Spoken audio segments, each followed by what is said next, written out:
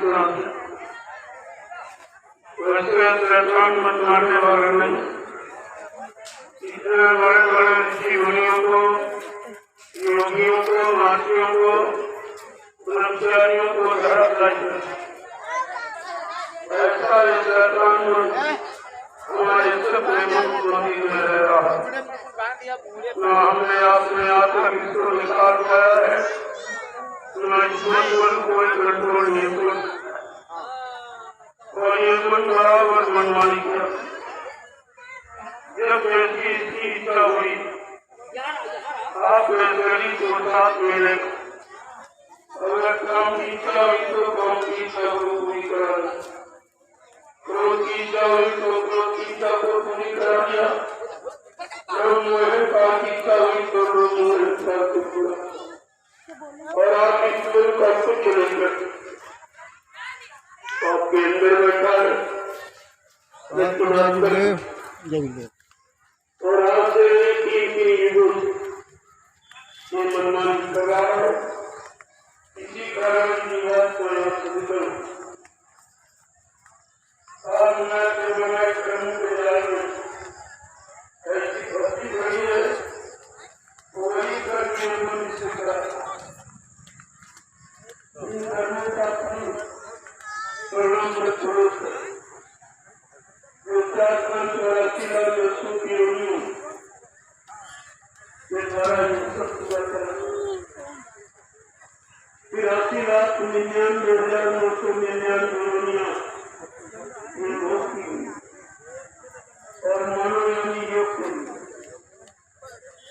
और एक ही जिंदु शरीर आपका भोगों में जा रहा है और आप ये नहीं समझता है कि मनो शरीर परमात्मा ने हमें आपको किस काम के लिए दिया, हमें क्या करना चाहिए, क्या नहीं करना चाहिए, कैसे कर्म करने चाहिए, कैसे कर्म नहीं करने चाहिए, कैसा खान पान करना चाहिए, कैसा खान पान नहीं करना, किसकी कमाई का खाना, किसकी कमाई का नहीं खाना, किसको छूना, किसको देखना, इस सब का असर मन में पड़ता है और आप नहीं है क्योंकि ये बताने वाला कोई नहीं था। सतयुग में जो ऋषि मुनि आए उन्होंने तपस्या की शुरुआत की और तपस्या का लाभ क्या है? सत्य राज राज से जनता। अगर तपस्या करोगे तो राजा हो, अगर राज का भोग करोगे तो नरक में चले जाओ। इसलिए उसको तपस्या करके भी लोग अपनी जीवात्मा को नहीं जगा पाए और परमात्मा के पास से और इसके बाद आपका त्रेता हवन जब यज्ञ सब करते रहे लेकिन जीवात्मा उनकी द्वापर आया, उसमें भी यही शारीरिक इंद्रियों वाले कर्म पुण्य कर्म आप करते रहे। जो शरीर इंद्रियों से अच्छा बुरा करोगे उसका परिणाम शरीर को मिले। जैसे आपने पूजा की, पाठ की, तीर्थ व्रत, दान, हवन, जप्य, गंगा स्नान, ये शरीर इंद्रियों से आपने किया तो शरीर इंद्रियों को लाभ मिलेगा, जिससे करोगे उसी को लाभ मिलेगा। लेकिन आत्मा से आपने कोई काम नहीं किया और आत्मा इस शरीर को चलाने वाली है। आत्मा के निकल जाने पर यह शरीर 1 सेकेंड में मुर्दा हो जाए, ये चल नहीं सकता। तो शरीर को चलाने वाली तो जीवात्मा है जो परमात्मा की शक्ति अंश है। अगर परमात्मा अपनी जीवात्मा को सारे शरीरों से निकाल ले तो पूरी सृष्टि मुर्दा हो जाए, कुछ कम नहीं। ये सारा खेल आत्मा का है और आत्मा के बारे में आपको किसी ने बताया, बताने वाले समृद्ध मालिक आए तो उनकी आपने मानी नहीं। उन्होंने 10 जुलाई 1952 से 2012 आपको मथुरा में सब सुनाया, कोई चीज बाकी नहीं रखी, लेकिन तुम्हारी समझ में तो कुछ नहीं आया। एक भी गुरु का वचन अगर तुमने रखा होता तो प्रेमियों शंका संदेह में कभी नहीं जाते, गुरु से दूर कभी नहीं जाते, अपने गुरु में शंका आपको कभी नहीं होती, अविश्वास कभी नहीं होता, क्योंकि गुरु शंका निवारण का विषय है। गुरु दरबार में सारी शंकाओं का समाधान किया जाता है। और आप गुरुद्वार में गए और गुरु दरबार में मतलब गुरु में ही शंका, उनके वचनों में वादों में शंका करनी। बाबा जी ने तो आपको सब सुनाया, कोई पक्ष पहलू उन्होंने छोड़ा नहीं है, चाहे राजनीति हो, चाहे धर्म नीति हो, चाहे परिवार नीति, समाज नीति, मनोनीति, सत्य नीति, प्रेम नीति, न्याय नीति, सारी नीतियां आपको सिखाई, लेकिन तुम्हारे पास कोई नीति नहीं। अब क्या कहा था बाबा जी ने, बच्चा मेरे बच्चों को बहुत संभाल के रखना, जैसे लोग रुपए पैसे सोने चांदी हीरे जवाहरात को गांठ में बांध के रखते। अगर कहीं मेरे बच्चों को भुला दिया तो मेरी दुआ दया के भंडार से तुम करोड़ों को पीछे चले जाओ। आज आपने बच्चों को भुलाया और गुरु को भी भुला दिया, बच्चों के साथ साथ गुरु को भी आप भूल गए। जिस गुरु ने कितने वादे किए, कल भी मैंने आपको बताया, आज भी बताऊंगा। तो आज प्रेमी आ गए हैं, इनको जानकारी देनी बहुत जरूरी है।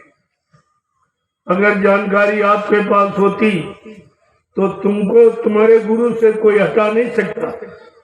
ऐसा कोई धरती पर पैदा ही नहीं हुआ जो तुमको गुरु से अलग कर देता। लेकिन आपने गुरु के बच्चों को संभाल के नहीं रखा, इसीलिए आप गुरु से दूर हो। लोभी लालचियों ने आपको बहका भरमा दिया और गुरु से हटा दिया। जिन्होंने हटाया उन्होंने एक भी प्रेमी को खड़ा नहीं। ये तो गुरु के द्वारा खड़े किए गए। गुरु ने खड़े किए, सत्संग सुना कर, सेवा में लगाकर, सुमरन ध्यान भजन कराकर कितने जीवों को खड़ा किया। इन स्वार्थी लोभी लालचियों ने एक भी जीव नहीं खड़ा किया और स्वार्थ लोभ लालच के लिए करोड़ों जीवों को गुरु से अलग कर दिया। ये कितना बड़ा अपराध है। अब इनको पता नहीं कि अपराध की कितनी बड़ी सजा है। बाबा जी ने सन 1971, अगर कोई पुराना प्रेमी होगा तो समझ लेगा, 1971 में कहा था, बच्चा मैंने ये जो बगीचा देख रहे हो फुलवाड़ी, बड़ी मेहनत, तपस्या, त्याग, संघर्ष से मैंने तैयार की। तुम्हारा सबका परम कर्तव्य है मेरे इस बगीचे का एक भी पेड़ न उखड़ने देना, न हटने देना। क्या आप लोगों ने गुरु आदेश माना है?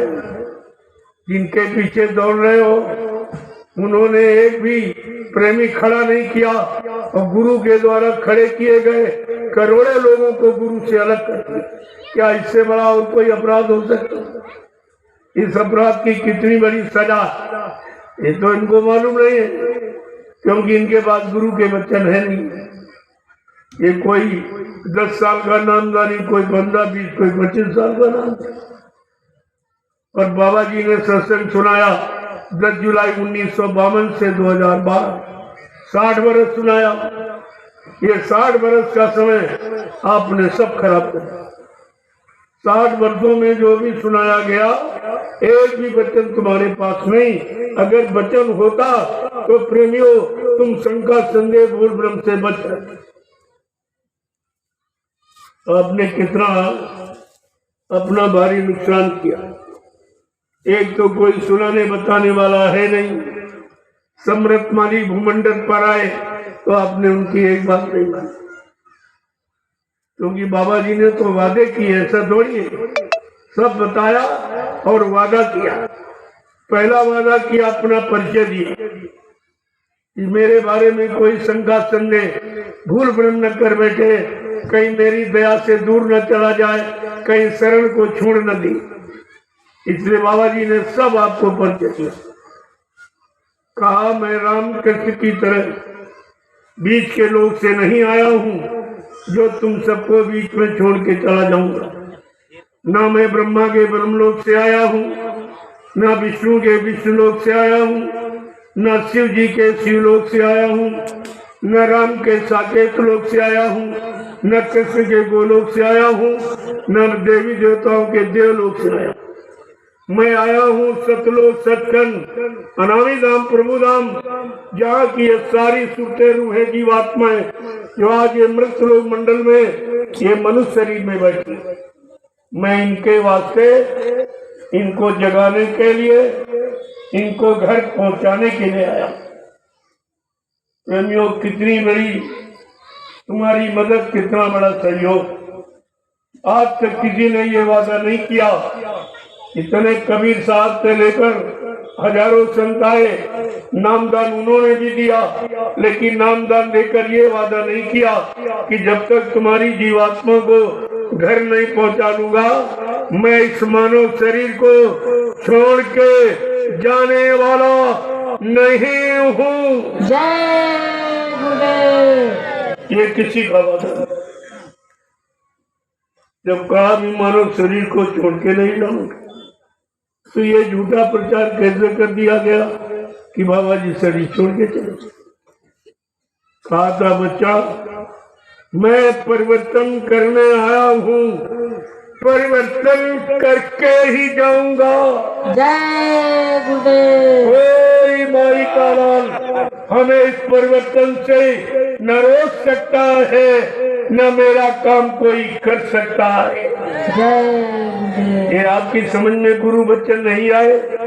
कितना बड़ा चैलेंज किया कि मेरा ये परिवर्तन का काम, कज्जू भगाने का, सज्जू लाने का इंसान कोई कर भी नहीं सकता और हमको इस काम से कोई रोक नहीं सकता।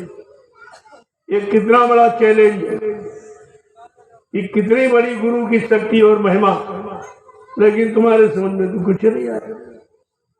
जबकि बताया गया तब आपकी समझ में नहीं आया। और सब बताया कि मैं कौन सा काम करने आया हूँ और कौन सा काम करके जाऊंगा। बच्चा, मृत्युलोक मंडल में न मुझे कोई मार सकता, न मुझे कोई धोखा दे सकता, न मुझे कोई धन दौलत सामान से खरीद सकता। मैं अपना काम करने आया हूँ, काम करके ही जाऊंगा। जय गुरुदेव। अगर जरूरत पड़ी काम को पूरा करने के लिए इसी शरीर में 400 वर्ष तक रहूंगा और काम करके ही जाऊंगा। जय गुरुदेव। फिर आप शंका में कैसे चले? क्या 400 वर्ष का समय निकल गया जब आप कहते बाबा जी मर गए? अभी तो हिंदुस्तान में प्रचार किया गया कि बाबा जी के शरीर की उम्र 116 वर्ष और 10 साल ये, यानी इस समय 126 वर्ष, और उन्होंने 400 वर्ष तक रहकर अपने काम को पूरा करने का वादा किया। फिर आप कैसे बोलते? इसका मतलब आपने गुरु के वचनों को सही तरीके से सुना नहीं और समझा नहीं, विश्वास नहीं किया, तभी तो आप भूल गए। और क्या कहा? एक एक वचन सुन लीजिए और ये आपको कोई नहीं बताए। हिंदुस्तान में कोई बताने वाला नहीं है कि ये वचन गुरु के बता दो, और बिना गुरु वचनों के कोई बच नहीं सकता। चाहे जितना बड़ा धनवान, बलवान, बुद्धिमान हो, लेकिन बगैर गुरु के वचनों को काल माया के इस झंझोड़े से कोई निकल नहीं सकता। उसने इतना जाल ही बना दिया कि आपके बस की बात नहीं, काल माया के कर्मों के जाल के तोड़कर आप निकल जाओ। ये तो गुरु दया का काम है। और आप जो दया मिलनी थी उनको बुला दिया। कहा था बच्चा, मैं कलयुग का इतिहास बनाने आया हूँ। प्रेमियों, सतयुग, त्रेता, द्वापर के इतिहास बने, वही पुराने इतिहास तुम्हें पढ़ाए सुनाए जाते। तुम्हारा उनसे काम होगा नहीं, हो तो अपने समय का इतिहास। इसलिए बाबा जी को कलयुग के जीवों के लिए कलयुग का इतिहास बनाने का संकल्प लेना पड़ा और कहा, बच्चा, मैं कलयुग का इतिहास बनाने आया हूँ। जय गुरुदेव। ऐसा इतिहास बनाऊंगा जो भूते न भविष्यते, सतयुग त्रेता द्वापर के लोग अपने अपने युग का इतिहास पढ़ना भूल जाएंगे। जय गुरुदेव। मैं इसी भारत भूमि पर ऐसा चमत्कार करके दिखाऊंगा जिसको हिंदुस्तानी नहीं सारा विश्व नमस्कार करेगा। जय गुरुदेव। ये आप भूल गए जो ऐसा इतिहास बनाने आया है जो आज तक इस मंडल पर किसी ने नहीं बनाया और कहा मेरे इतिहास को सारा विश्व नमस्कार करेगा, सारा विश्व अपनाएगा। भारत ही नहीं सारे विश्व की बात। जितनी शक्तियां आई आज तक, त्रेता के राम, द्वापर के कृष्ण, या 10 अवतार जो तुम्हें बताए गए, कच्छ, मत्स्य, बारह, नरसिंह, वामन, परशुराम, भगवान राम, भगवान कृष्ण, ये देसी प्रदेशी परिवर्तन करता है। लेकिन बाबा जी ने विश्व परिवर्तन की आवाज लगाई। जब देसी प्रदेशी परिवर्तन के लिए भगवान को, राम को 14 वर्ष इंतजारी करी। चक्रवर्ती राजा दशरथ के लड़के थे, चाहते अयोध्या से फौज ले आते, लंका पर चढ़ाई करके विजय प्राप्त, लेकिन नहीं, इंतजारी उन्होंने भी की। और कहाँ की? राजपाट नहीं, अयोध्या में नहीं, इंतजारी जंगल में, और 14 वर्ष इंतजारी।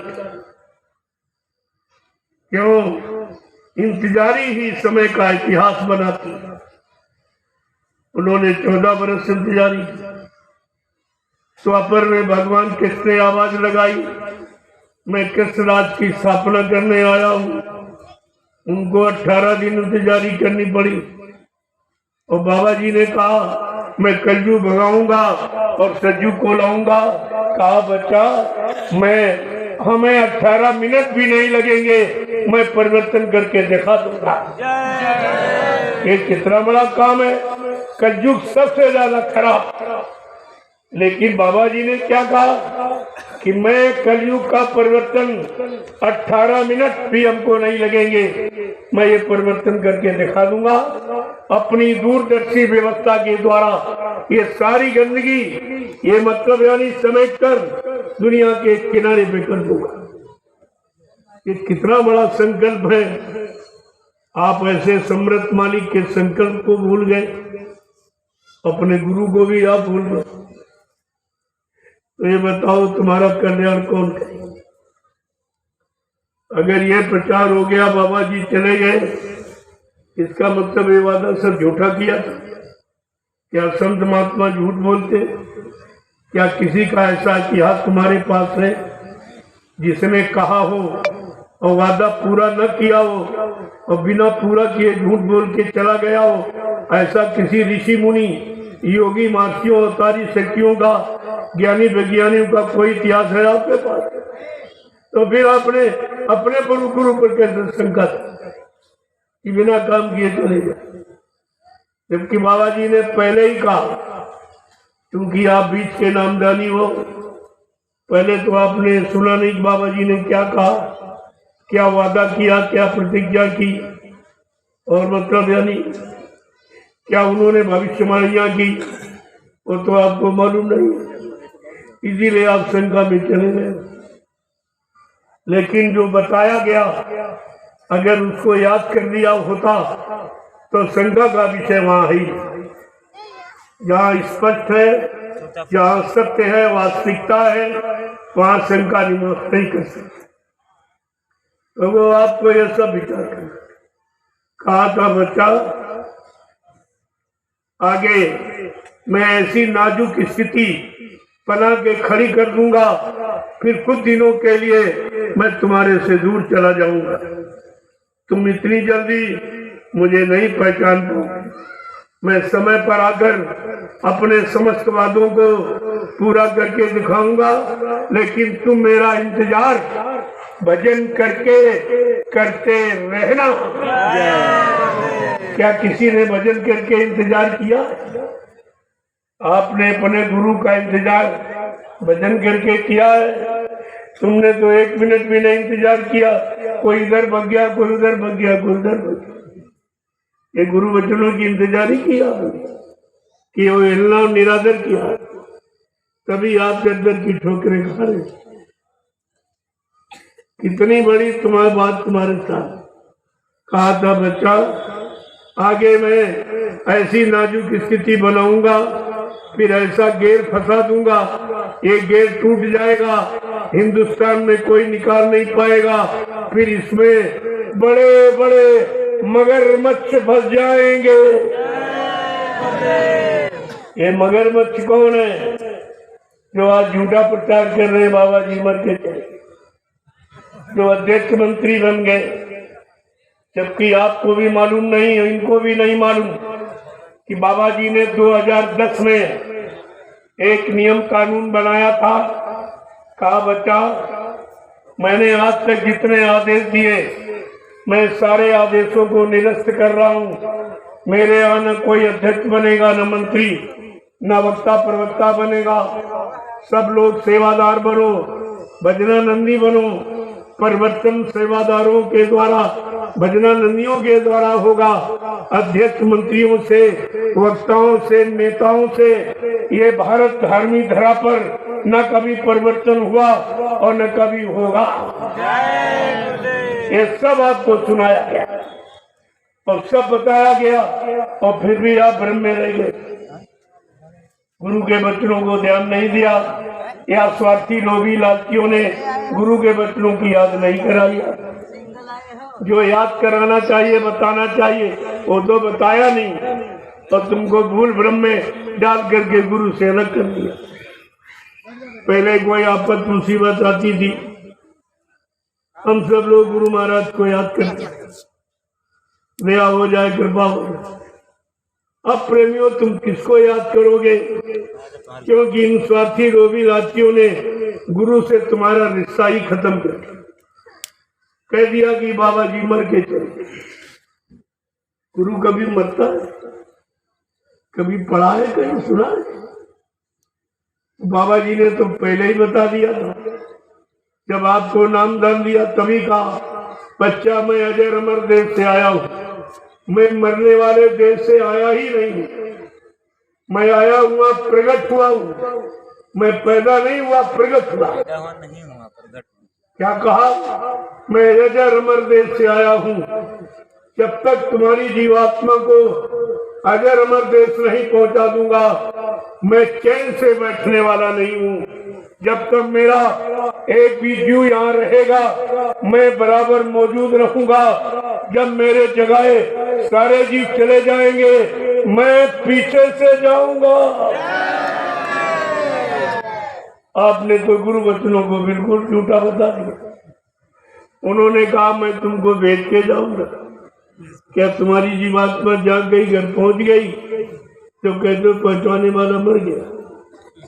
ये जो भी आपने किया कर रहे हो, अपना कितना भारी नुकसान कर। ये नुकसान की पूर्ति रुपए पैसे धन दौलत सामान से नहीं, वो तो दया से उन्होंने कहा कि दया देने आया हूँ, दया दे के जाऊंगा, कोई मेरी दया से वंचित नहीं रहेगा।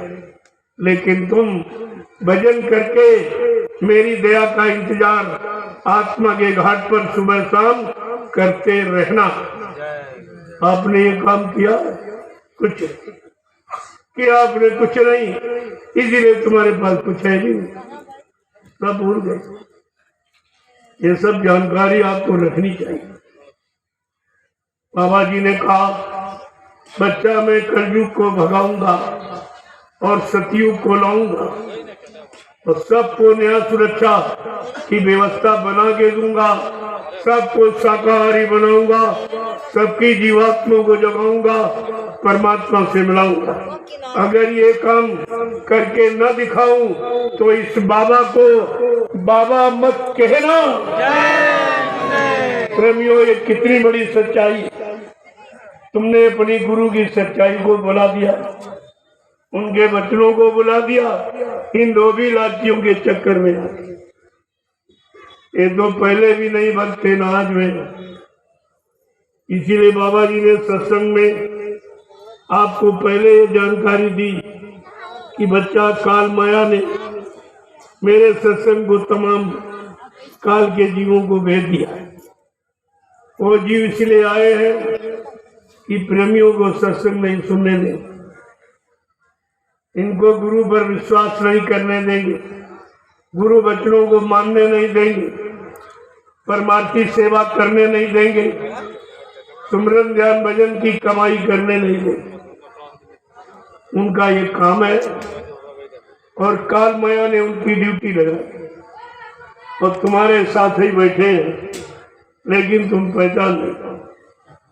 कान से तो पहचान सके, वो कभी गुरु का काम, गुरु पर विश्वास, गुरु के वचनों पर विश्वास कभी नहीं करेंगे। अपने वचन सुनाएंगे, अपने में विश्वास कराएंगे और तुमसे रुपए पैसे धन दौलत सामान की लूट करेंगे। कहा बच्चा वो काल के जीव हैं, इनसे बहुत होशियार है। और पहचान क्या बताई काल के जीवों की? जो नहीं माने हुक्म हमारा, उनके मन को काल संभारा। जो मेरे हुक्म आदेश को न मानेगा, न हम पर विश्वास करेगा, अपने बच्चा आदेश सुनाएगा, अपने वचन सुनाएगा, तुमको गुरु की दया से वंचित कर देगा। बच्चा एक काल के जीव है, इनसे बहुत होशियार रहना। फिर भी आप नहीं समझ पाए। यही काल के जीवों ने झूठा प्रचार किया कि बाबा जी शरीर छोड़ के चले। मैं आपसे एक बात और पूछूंगा, जब इन्होंने ये प्रचार किया और आपको मथुरा में बुलाया कि सब लोग अंतिम दर्शन कर जाओ, सब लोग लगभग आप गए होंगे, लेकिन सच बताना, बाल बच्चे परिवारदार हो, झूठ मत बोलना, सच बोलना कि हिंदुस्तान के किसी प्रेमी ने मथुरा में बाबा जी के शरीर को पूरा खोल के देखा था? नहीं। जोर से बोलो। नहीं। सत्य को मत छिपाओ। ऊपर आकाशी पिता है, नीचे धरती माँ है, बीच में आप खड़े हो। सत्य बोलना अपने गुरु के लिए। क्या हिंदुस्तान के किसी प्रेमी ने बाबा जी के शरीर को मथुरा में पूरा खोल के देखा था? नहीं। या पूरा शरीर किसी खोल के दिखाया गया? नहीं। फिर आपने विश्वास कैसे कर लिया? अगर कोई कह दे तुम्हारा पिता मर गया, लाश न दिखाई जाए, क्या बिना देखे आप विश्वास करोगे? बिना देखे 13वीं मनाओगे, बाल मुड़वाओगे? अब तुमने बिना देखे सब कुछ कर डाला, सब कुछ कर डाला। जबकि रामचरितमानस क्या कहती कि देखे बिन न होए प्रीति और बिन परती ते होत नहीं प्रीति। बिना देखे आप किसी पर विश्वास नहीं करते, बिना देखे कोई रिश्ता नहीं बनाते।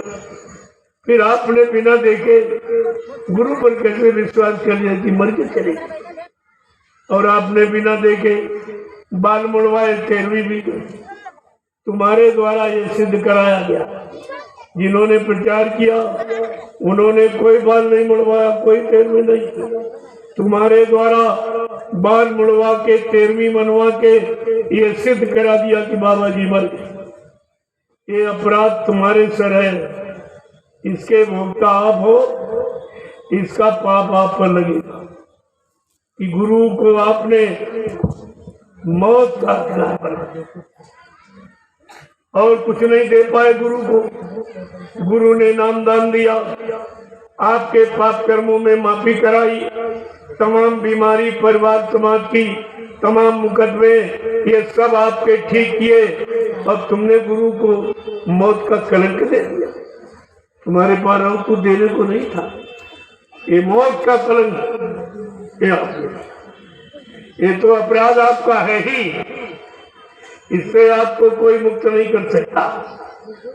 इस अपराध की सजा तो आपको भोगनी पड़ेगी। आपने अपने गुरु को, इससे बड़ा और कलंक क्या हो सकता? मौत से बढ़कर कोई सजा नहीं होती। आपने अपने गुरु को बिना देखे मौत की सजा दी। ये तो अपराध प्रेमियों बहुत बड़ा और इससे बचने वाला कोई। और आज भी वो काल के जी बराबर प्रचार किया, लेकिन मैंने उनके प्रचार को उखाड़ के फेंक दिया कि तुम्हारा ये झूठा प्रचार अब हिंदुस्तान में हम चलने नहीं देंगे। मैं 28 मई 2012 से लगातार ये गुरु की सत्यता का प्रमाण लेकर के मैं पूरे हिंदुस्तान में गुरु के वचनों का प्रचार करता हूँ। और गुरु जीवित है, उसी शरीर में ये आधार हमारा है। जो कहते गुरु चले गए, ये दुर्भाग्य तुम्हारा है। मैंने आधार लेकर गुरु की सत्यता का प्रचार सारे हिंदुस्तान। मैं तो आया था देवलखा की ऐतिहासिक भूमि पर। वो ऐतिहासिक भूमि है जहाँ पर बाबा जी ने 10, 11, 12 सितंबर 1987 को ग्राम देवलखा, तहसील केसरगंज, जिला बहराइच, उत्तर प्रदेश में भूमि ज्योतक खेतिहर कास्ट संगठन की स्थापना की। मैं उस स्थापना का संबंध, उसका सम्मान, उसकी जानकारी प्रेमियों को देने आया था, लेकिन स्वार्थी लोभी राज्यों ने वो जानकारी नहीं देने और तुमसे सेवा लेकर घूस रिश्वत दी कि इनका कार्यक्रम स्थगित कर दिया। अब तो जो तुम्हारी सेवा कहाँ लग रही है? घूस रिश्वत में दी जा रही, ये कोई परमार्थ में लग रही है, कोई अच्छे काम में लगाई जा रही, तो तुमको भी उसका खामियाजा भोगना पड़ेगा। क्योंकि ये सेवा जो उस काम में लग रही है उसमें आपका सहयोग माना जाए, इसका प्रायश्चित आपको भी भोगना पड़ेगा।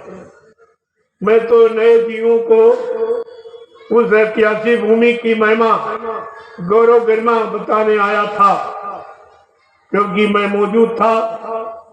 मैं उसी समय वहां पर सब देखा और कहा कि एक न एक दिन इस ऐतिहासिक भूमि के बारे में मैं हिंदुस्तान को एक बार फिर से यह जानकारी दे दूंगा। लेकिन स्वार्थी लोभी राज्यों ने उस ऐतिहासिक भूमि की महिमा को रोक दिया, गौरव गरिमा को रोक दिया। ये कितना बड़ा अपराध है।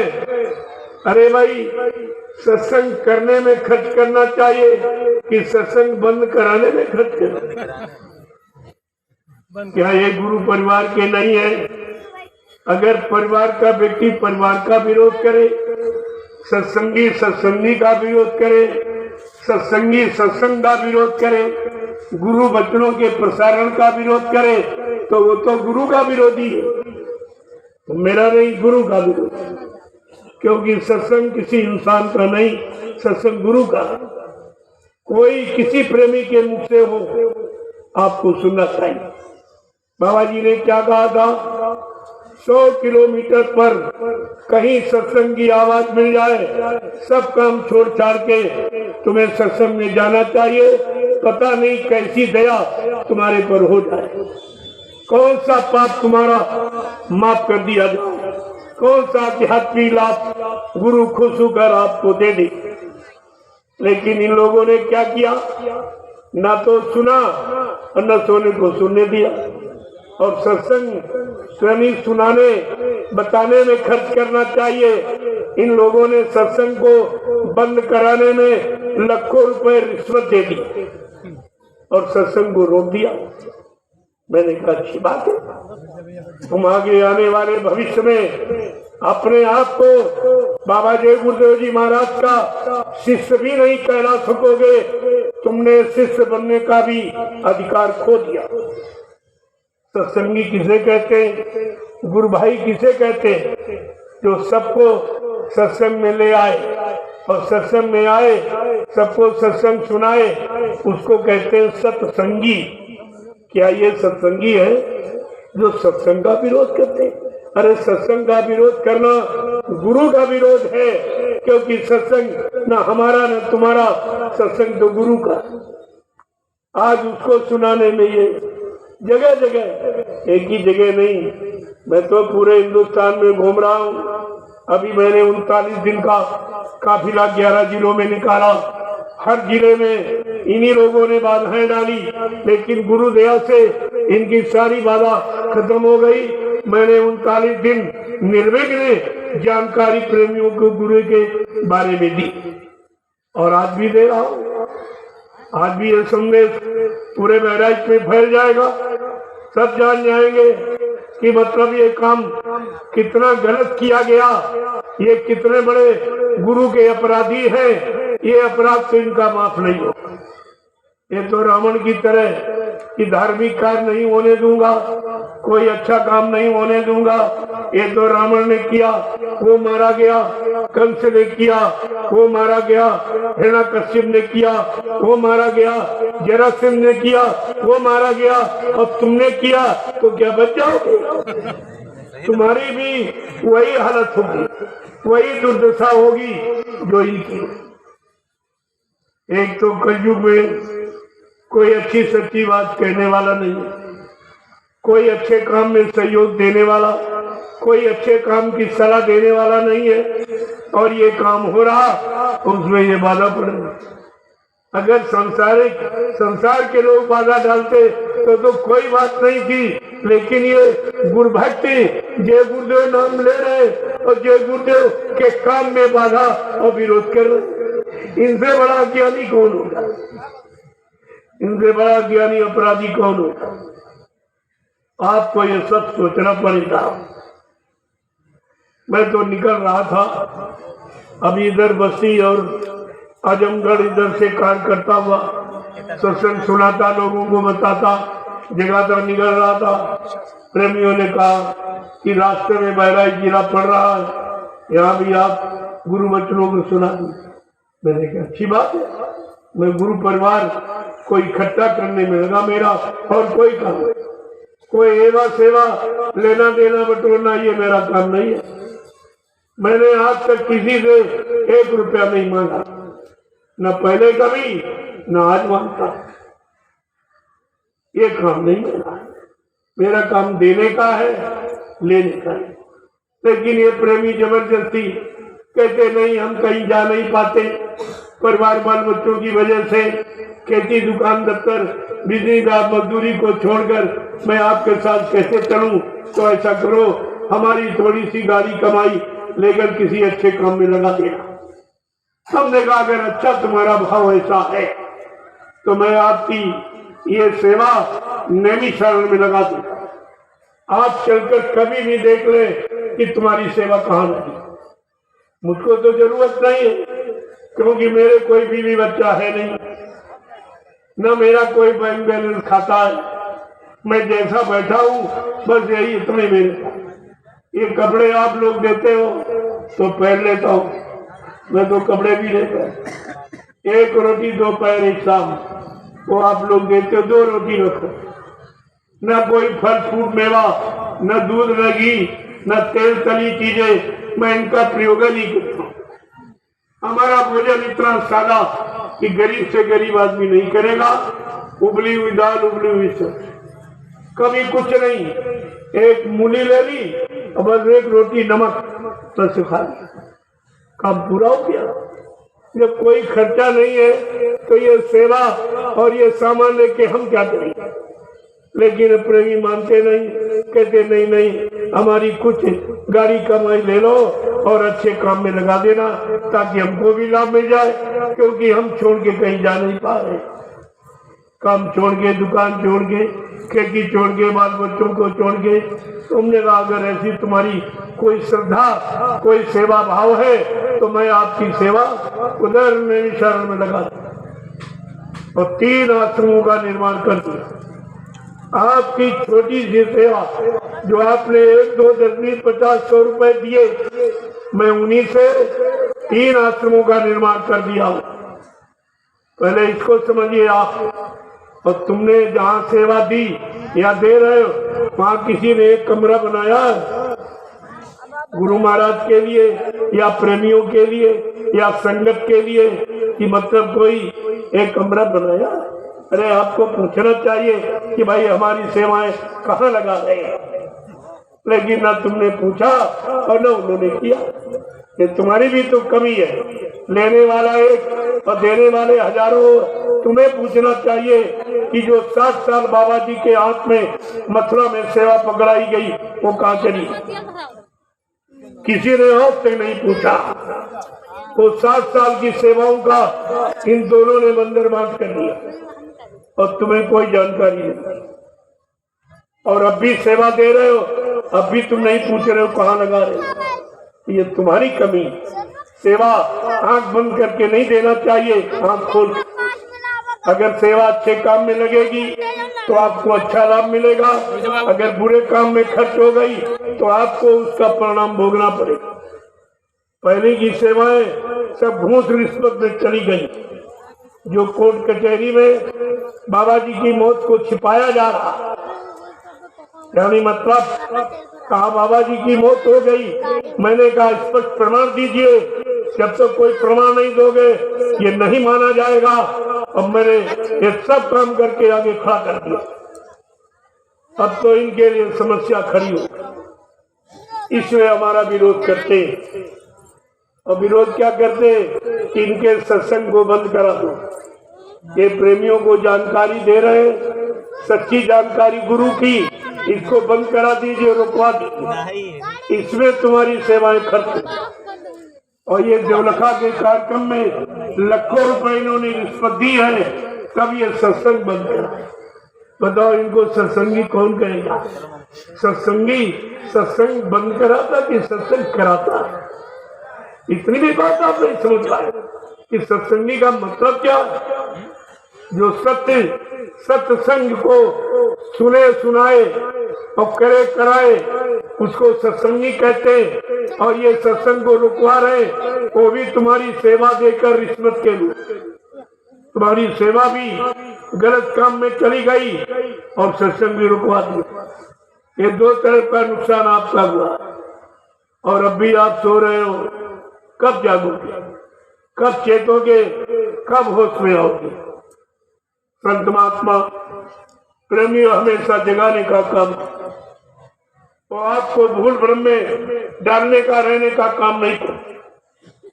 वो हमेशा जगाने, चिताने का, होश में ले आने का और समय की सत्यता का उजागर करते। इसीलिए आज भी आपको जगाया जा रहा और प्रार्थना करके आपसे कहा जा रहा। क्या कहा जा रहा?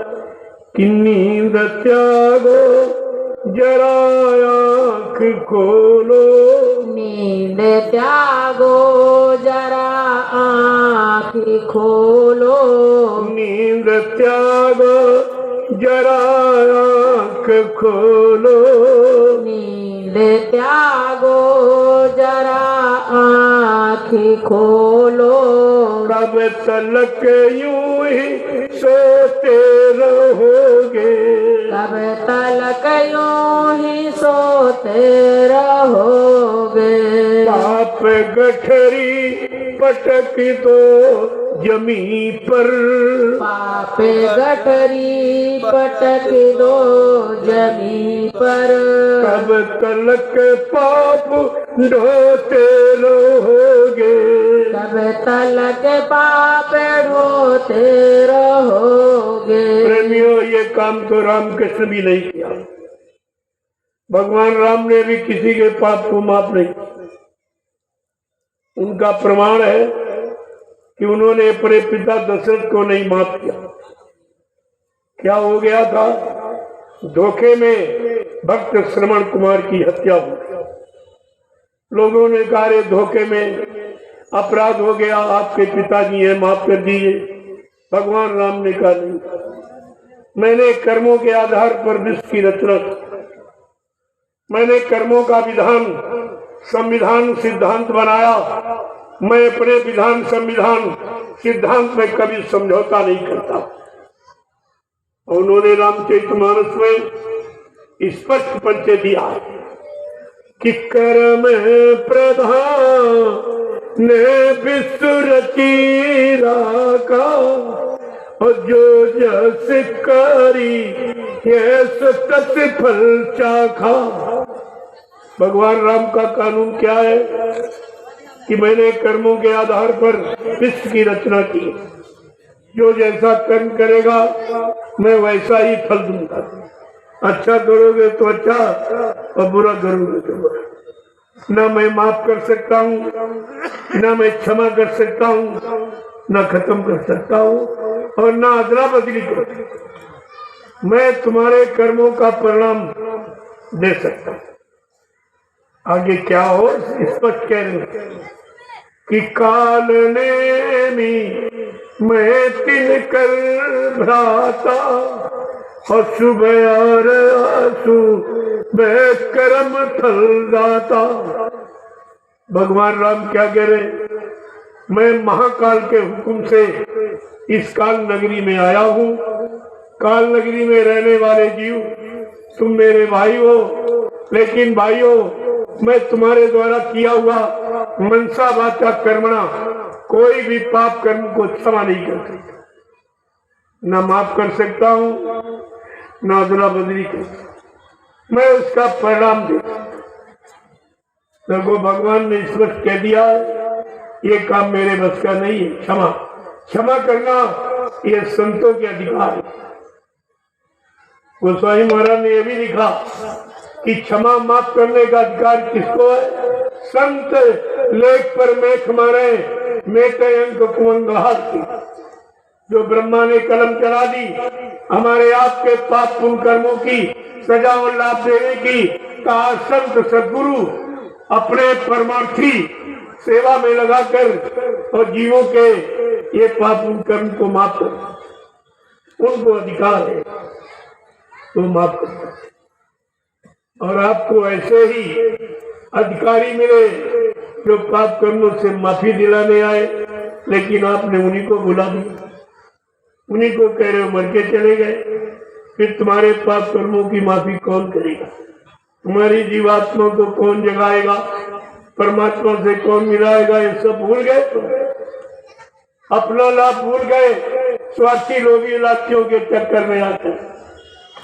अरे उन्होंने तो रुपए पैसे के लिए झूठा प्रचार किया कि ऐसा प्रचार कर देंगे कि बाबा जी मर गए तो मथुरा का सारा राज्य हमको मिल जाएगा। उनको ये नहीं मालूम कि मथुरा की जितनी प्रॉपर्टी है वो 45 करोड़ प्रेमियों की। ये 45 करोड़ नामदानी सदस्यता प्रमाण पत्र लिए बैठे हैं। इनके पास प्रमाण पत्र है कि मैं संस्था का हूँ और संस्था की कोई वस्तु पर इन सब का अधिकार है, किसी एक का नहीं है। लेकिन तुम्हें भी भूल गए हो, एक ने झूठा प्रचार कर दिया कि बाबा जी हमको वसीयत कर गए, हमको उत्तराधिकारी बना गए। और एक कह रहा बाबा जी हमको नाम पावर दे गए। मैं आज से भी पूछने आया हूँ, क्या हिंदुस्तान में 2 ही चेले? तुम्हारा सबका कोई काम नहीं, तुम्हारा सबकी कोई मेहमान नहीं, कोई सम्मान कोई इज्जत तुम्हारी नहीं। केवल 2 चेले, जो एक कह रहा बाबा जी वसीयत कर गए हमको उत्तराधिकारी बना गए, एक कह रहा बाबा जी हमको नाम पावर दे। प्रेमियों आपको सोचना चाहिए, जिस ट्रस्ट जय गुरुदेव धर्म प्रचारक संस्था मथुरा भारत ये ट्रस्ट बना हुआ है, इस ट्रस्ट के 45 करोड़ मेंबर है। और ये तो मेंबर भी नहीं जो कह रहा हमको बाबा जी उत्तराधिकारी या वसीयत कर गए, ये तो ड्राइवर था। ये 2.5 साल बाबा जी की गाड़ी चलाई, केवल 2.5-3 साल, वो मालिक बन गया और तुम बेकार हो गए। तो तुम्हारे पास इतनी बुद्धि नहीं है किसी ट्रस्ट संस्था संघ संगठन का। अरे बायलाज तो पढ़ के देखो उसमें क्या लिखा। ड्राइवर संस्था का व्यक्ति नहीं होता, ड्राइवर प्राइवेट नौकर होता जो हर महीने तनख्वाह लेता, और संस्था के व्यक्ति सेवादार होते जो कोई तनख्वाह नहीं लेते। ये पहली पहचान है, तो तुम्हें ये भी नहीं जानना। दूसरी बात, संत मत में वसीयत होती ही नहीं। किसी संत का इतिहास उठा लो, उसने अपना उत्तराधिकारी अपनी मौजूदगी में अपने सामने बना के और उससे काम करवा के और विधिवत चलाकर प्रमाणित करके और सबसे पूछ के तब जाता। ऐसे नहीं जाता। क्या तुमसे पूछा गया? सही बताना, इतने प्रेमी बैठे हो, क्या किसी से पूछा गया कि जय गुरुदेव धर्म प्रचारक संस्था मथुरा भारत का अध्यक्ष किसको बनाया जाए? नहीं। सही बोलना आप? नहीं। क्या आप किसी से पूछा गया? नहीं। और जो ट्रस्ट बना है, ट्रस्ट के उपाध्यक्ष और मंत्री, महामंत्री, कोषाध्यक्ष और तमाम मेंबर, उनसे भी नहीं पूछा गया। उस समय की सरकार ने मनमानी करके अपने नाते रिश्तेदार को जबरदस्ती गद्दी पर बैठा दिया। ये क्या है? आगे आने वाले समय में ये राज सब खुल के आएगा। मैं तो इसलिए जानकारी दे रहा हूँ कि समय पर आप ये न कह पाओ कि आप जानते थे तो आपने बताया क्यों? आप जानते तो आप क्यों नहीं बताया? मैं इसलिए आपको जानकारी दे रहा हूं। और इसमें कोई लोभ लालच, कोई झूठ, सब नियम अनुसार, रूल रेगुलेशन, सिद्धांतों के अनुसार ये सब। पहले बात आप सभी लोग जानते हो कि जब अध्यक्ष मर जाता या इस्तीफा दे जाता है तो संस्था भंग कर दी जाती, दोबारा अध्यक्ष का चुनाव होता। लेकिन उन्होंने प्रचार किया कि बाबा जी ट्रस्ट के अध्यक्ष और बाबा जी मर गए तो न तो चुनाव किया गया, न ट्रस्ट को भंग किया गया, मनमानी और न जो लोग थे उनसे पूछा भी नहीं गया। जबकि आप भी जानते हो अध्यक्ष के बाद उपाध्यक्ष का नंबर आता है। अधिकार तो उसको है अध्यक्ष के बाद। वो अभी मौजूद बेचारा, उससे पूछा भी नहीं, न मेंबरों से पूछा गया। और आप नामदानी सदस्यता प्रमाण पत्र लिए बैठे हो, आपसे भी किसी से नहीं पूछा गया। ये मनमानी तरीके से उस समय के प्रशासन ने जबरदस्ती उस ड्राइवर को गद्दी पर बैठा दिया। ये छोटा मोटा अपराध है? समृद्ध गुरु की गद्दी पर ड्राइवर बैठ गया, ये कितना बड़ा गुरु का अपमान, गुरु गद्दी का अपमान है। ना वो सत्संगी, ना वो शाकाहारी है, ना वो नामदानी है, न गुरु महाराज का शिष्य है, न संस्था का मेंबर, न कभी सेवा की, न 2 पैसे सेवा दी। वो मालिक बन गया और तुम सब बेकार हो गया और तुमको बेकार कर दिया। जब ये कह दिया बाबा जी हमको वसीयत कर गए, हमको मतलब यानी उत्तराधिकारी बना गए, इसका मतलब तुम्हारा सबका मथुरा से संबंध खत्म। फिर भी तुम्हारी बुद्धि ने काम नहीं किया। ये सबको निकाल बाहर कर रहा, अपने आप को बता रहा मैं उत्तराधिकारी हूँ, और जिसने कुछ नहीं किया, ना कोई सेवा की, ना एक डलिया मिट्टी वहां डाली, ना 1 रुपया सेवा दिया, कुछ नहीं, न कभी भजन किया, न माला घुमाई, न नामदान लिया, कुछ नहीं, न शाकाहारी।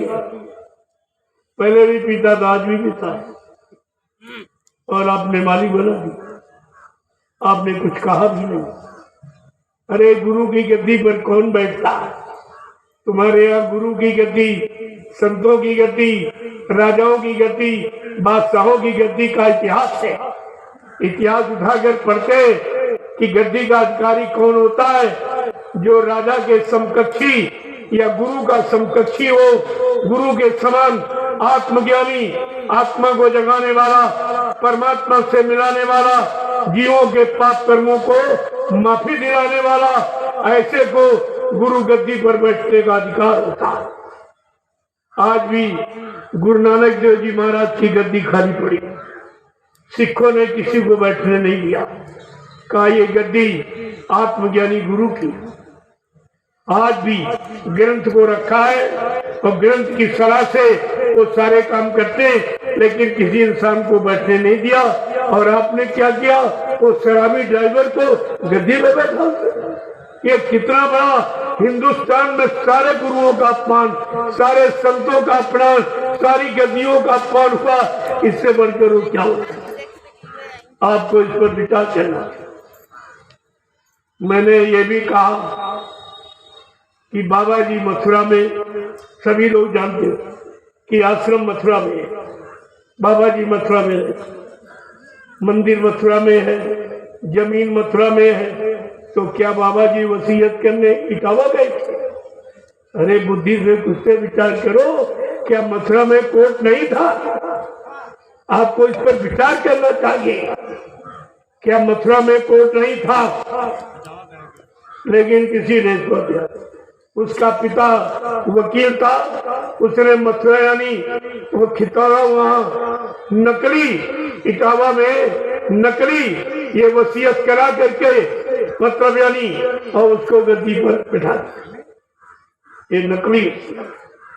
अभी सब तुम्हारे सामने पेश हो जाएगी, चिंता मत करो। मैं पहले इसलिए बता रहा हूं कि आप ये न कह पाओ कि भाई आपने बताया क्यों नहीं था। हम अपनी व्यवस्था कर लेते, हम ऐसे से अलग हो जाते।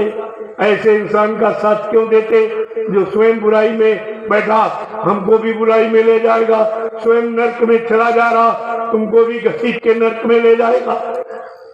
तो इसलिए आपके सामने ये खोल। एक बात मैं और पूछूंगा कि देश का राजा प्रधानमंत्री होता, क्या प्रधानमंत्री की गद्दी पर प्रधानमंत्री का ड्राइवर बैठ सकता? नहीं। क्या प्रधानमंत्री की गद्दी पर प्रधानमंत्री का ड्राइवर बैठ सकता?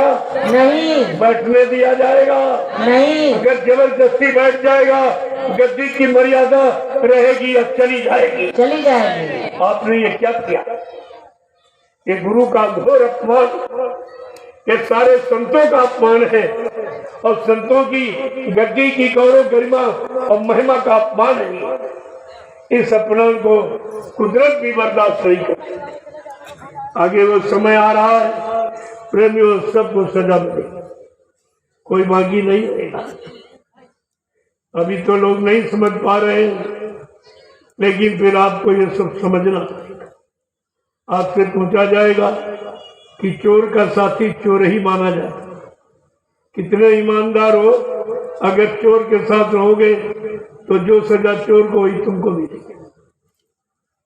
ये संग दोष है, जैसे का संग साथ करोगे वो दोष तुम्हारे में भी आ जाएगा और उसकी सजा तुम्हें भी भोगनी पड़ेगी।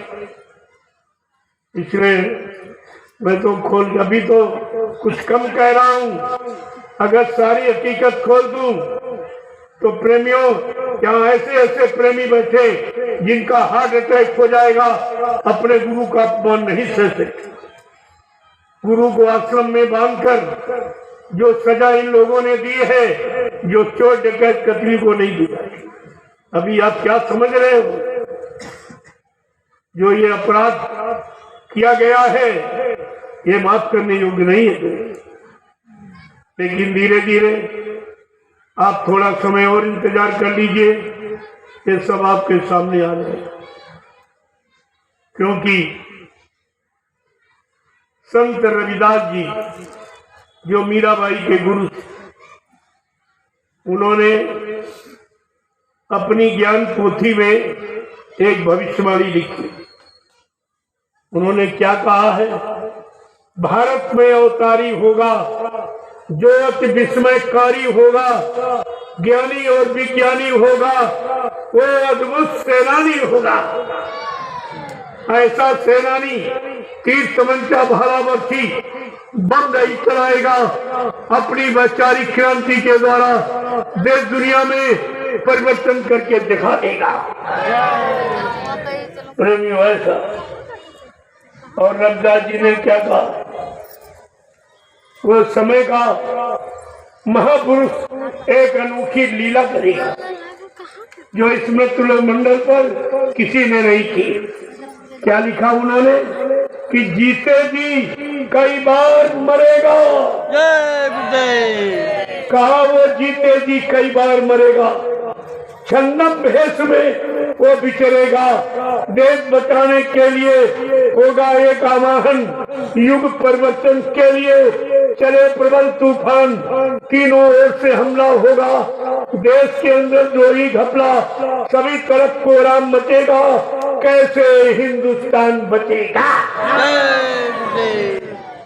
और रमजा जी क्या कह रहे हैं, किसको किसको, जिसने भारत माँ सताई, जिसने इसकी करी लुटाई, वो कौन कौन है, नेता मंत्री और अधिकारी, इनको जान बचाना होगा भारी। इस भारत माँ को किसने लूटा है, नेता मंत्री और अधिकारी, इनको जान बचाना होगा भारी। एक दिन ये छोड़कर सब मैदान भागेंगे, अपने अपने घरों में छिपेंगे, लेकिन महापुरुष क्या करेगा, ढूंढ ढूंढ कर बदला लेगा, सब हिसाब चुकता कर देगा। तुम कहाँ जाओगे बच्चे, कहाँ छिपोगे, जो जो तुमने संगत का धन लूटा, प्रेमियों की सेवाओं का दुरुपयोग किया, वो एक एक पाई का भुगतान करना पड़ेगा।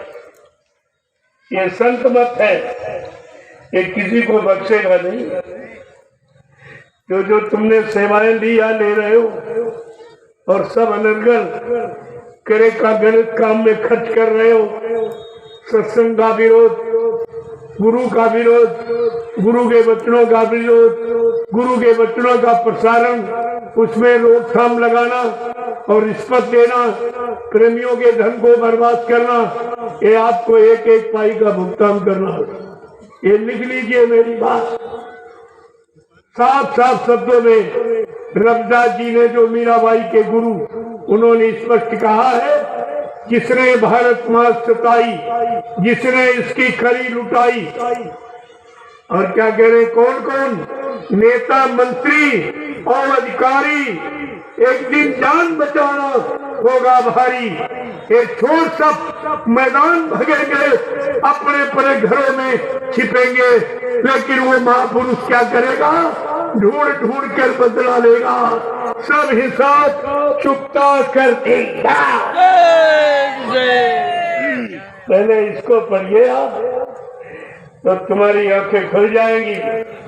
जो अपराध कर रहे हो, इसको अभी आपके लिए मौका, मैं आपको एक मौका दे रहा हूं कि अभी इस अपराध को, अभी वक्त है गुनाहों से तू तौबा कर ले, फिर न कहना हमने सुना था पैगाम। मैं हिंदुस्तान में गुरु प्रेमियों को ये कहने के लिए बाकी नहीं रखूंगा कि हमको गुरु के वचन नहीं मालूम, गुरु की सत्यता नहीं मालूम, गुरु की प्रतिज्ञा नहीं मालूम। हम आपको ये कहने नहीं देंगे मुसलमानों की तरह कि हाय हुसैन हम न। आप मौजूद हो, आपकी मौजूदगी में ये गुरु के वचनों का ये संदेश प्रसारण जो पूरे हिंदुस्तान में किया जा रहा है, और आप इस पर रोक लगा रहे। तुम्हें कोई गुरुभाई कहेगा तुम भविष्य में गुरुभक्त कहलाने के अधिकारी हो कि गुरु के अपराधी हो, कौन तुम्हें क्षमा कर देगा। अभी मैं एक वक्त आपको दे रहा हूं, क्योंकि गुरु परिवार सब एक है, एक गुरु के शिष्य हो, सभी लोग एक पाठशाला में पढ़े हो, गुरु ने एक ही शिक्षा दी है, तो ये झगड़ा किस बात का। हमारी तो यही समझ में नहीं आ रहा, ये विरोध और झगड़ा किस बात का। हम तो कोई सेवा मानते नहीं, किसी की निंदा आलोचना बुराई करते नहीं, हम तुम्हारा प्रचार बंद कराते नहीं, जबकि बंद हमको करना चाहिए। तुम झूठ बोलते हो कि बाबा जी मर गए, हमको करना चाहिए, लेकिन हम नहीं। जो जैसा करेगा अपना मरेगा, हमें उससे क्या मतलब। लेकिन ये गलत भी करते हैं, और यानी जो सत्य का समय है कि चलो अब भी ये लोग अपने गुनाहों की माफी मांग ले तो इनको माफी मिल जाएगी, वो भी समय ये गंवा रहे, और उसको भी समय को गलत तरीके से प्रेमियों की सेवा लेकर और सत्संग बंद कराने में खर्च कर। अरे सत्संगी का काम तो सत्संग करने कराने का कि सत्संग बंद कराने का। ये भी इनकी समझ में नहीं आ रहा। इनकी बुद्धि इतनी खराब हो गई सत्संगियों का धन खाते खाते। बाबा जी ने क्या कहा था, सत्संगी के कमाई के 9 मंगूर दांत और भजन करे तो उबरे और नहीं तो फारे हाथ। क्या ये भूल गए इसको कि प्रेमियों का धन पहली बात तो लेना नहीं चाहिए और ले करके परमार्थी कार्य में लगाना चाहिए। गुरु के वचनों के प्रसारण में, लोगों तक गुरु की आवाज पहुंचाने में खर्च करना चाहिए और ये गुरु की आवाज को बंद कराने में खर्च है। मैं तो और कोई काम करने आया नहीं था, केवल गुरु वचनों की याद कराने आया हूँ, गुरु परिवार के प्रेमियों को जगाने आया और संगठित करने आया। हमारा गुरु परिवार बिखर गया है तो संगठित करना ये हर सत्संगी का फर्ज है। अगर आप सच्चे सत्संगी और गुरु प्रेमी गुरु भक्त हैं तो आपको अपने बिछड़े हुए परिवार को संगठित करना चाहिए, न कि बिखर करना चाहिए। आप ये कर क्या रहे हो? एक बार मैं आपको भी मौका दे रहा हूं, नहीं तो बाद में तुम जानो तुम्हारा काम जानो। लेकिन मैं ये कहने नहीं दूंगा हिंदुस्तान में कि हमें बाबा जी के वचन मालूम है। मैंने एक एक वचन की जानकारी वो बता दी। तो कहने का मतलब ये कि रविदास जी मीराबाई के गुरु सैकड़ों साल पहले आए, उन्होंने अपनी भविष्यवाणी में लिखा। ये संत त्रिकालदर्शी होते हैं, भूत भविष्य वर्तमान को जानने वाले होते हैं, वैसे अनभिज्ञ नहीं होते। और ये तो संत ही थे और तुम्हारा गुरु तो परम संत है, अनामी महाप्रभु है। क्या प्रभु भी किसी काम को नहीं कर सकता? क्या प्रभु किसी को सुधार नहीं सकता? क्या प्रभु अपनी सृष्टि को सलामत नहीं रख सकता? अरे तो विचार आपको करना चाहिए था। लेकिन जब मानोगे तब, जब रावण नहीं माना तो मारा गया। नेक अच्छी बात सही, जब रावण नहीं माना विद्वान होते हुए मारा गया। कंस मारा गया, जरासंध मारा। ये इतिहास इसीलिए लिखे गए जो समय की सही सच्ची अच्छी नेक भली बात गुरुओं की महात्माओं की संतों की नहीं मानेगा तो उनका परिणाम बुरा ही होगा। तुम्हारा क्या परिणाम अच्छा होगा? तुम अभी तक नहीं समझ पाए हो कि गुरु का मतलब क्या है, गुरु किस काम के लिए आता है, कौन सा काम करके जाता है। बाबा जी ने तो तुम्हारे लिए अनोखा वादा किया कि भव सागर भरमो नहीं, ये प्रताप हमार और निश्चय करके मोल ले तो तुरंत उतारू पार। कहा क्या कह रहे हैं गुरु जी? केवल मान ले, जान ले, पहचान ले तो मुझे तुरंत भवसागर से पार कर दूंगा। ये काम किसी ने नहीं किया, ऐसी दया किसी ने अपने जीवों पर नहीं की। लेकिन तुम तो दया की बाउंड्री के बहुत बाहर बैठे, न समझ पा रहे हो, न समझने की कोशिश करते, तो तुमको कैसे माफी मिलेगी? ये सब आपके हित का संदेश है जो समय से दिया था। इसको ले लो तो अच्छा रहेगा, इसलिए आपको जगाया जा रहा है। प्रेमियों, ये जन जागरण है। जय गुरुदेव आध्यात्मिक जन जागरण शाकाहारी प्रचार प्रसार जो सारे हिंदुस्तान में कर रहा हूँ और आप क्या भी कर। और एक अनोखा सिद्धांत जो हिंदुस्तान में किसी ने जारी नहीं किया। मैंने 15 सितंबर 2023 को आपका बलिया जिले, मऊ जिले और आजमगढ़ तीनों जिले के बॉर्डर पर जैसे ये कार्यक्रम बॉर्डर पर हो रहा और संदेश दिया जा रहा, ऐसे एक नवीनतम संदेश मैंने वहां पर दिया है भारतीयता का। अगर हम सच्चे भारतीय हैं तो हमारी पहचान होनी चाहिए। ऐसे कैसे आपको कोई बात नहीं करती। हर देश की वेशभूषा अलग है, यही उस देश के लोगों की पहचान है। अगर तुम भारतीय हो, तुम्हारे वेशभूषा भारत जो ऋषि मुनि महात्माओं की बनाई, कुर्ता धोती कमीज पैजामा टोपी और पगड़ी, ये आपकी भारतीय पहचान है। जब तक आप इस पोशाक में नहीं आओगे, तुम्हारा मन कभी शांत नहीं होगा, कभी विषयों से अलग नहीं होगा, कभी भोगों से दूर नहीं होगा, कभी तुम सच्चा अच्छा चिंतन कर ही नहीं सकते। इस फैशन का बहुत बुरा असर पड़ता है, कपड़े का बहुत बुरा असर। तुम्हारा भी मन खराब होता, तुम्हें जो देख लेते उनका मन खराब।